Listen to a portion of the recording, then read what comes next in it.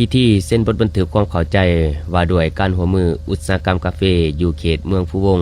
เมืองซานไซและเมืองสนามไซระหว่างบริษัทโลลินาการลงทุนอุตสาหกรรมสากลกวางตงสาธารณรัฐประชาชนจีนและองค์การปกครองแขวงอัตตปือได้มีขึ้นในวันที่1 ธันวาคม 2565ที่ห้องการคณะกรรมการส่งเสริมและคุ้มครองการลงทุนแขวงการเซ็นบทบันทึกความเข้าใจว่าด้วยการหัวมืออุตสาหกรรมกาแฟครั้งนี้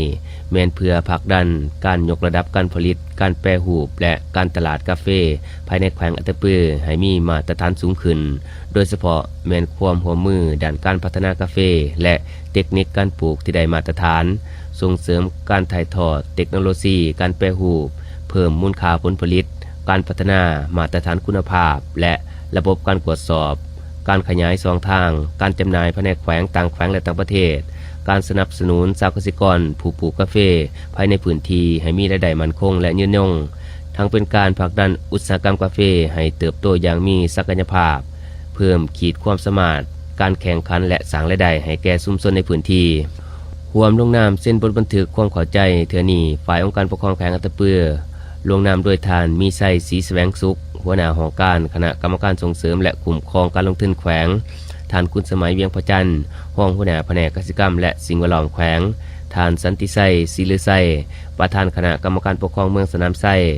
ท่านทิศสวรรค์ไสยแสงห้องประธานคณะกรรมการปกครองเมืองพุวงท่านคำสุขบุญประเสริฐห้องประธานคณะกรรมการปกครองเมืองซานไซฝ่ายบริษัทลงนามโดยท่านโปเจียงเฉินประธานบริษัทโลลินาการลงทุนอุตสาหกรรมสากลกวางตงจำกัดผู้เดียวและท่านโลเปียวผู้อำนวยการบริษัทแขวงกวางตง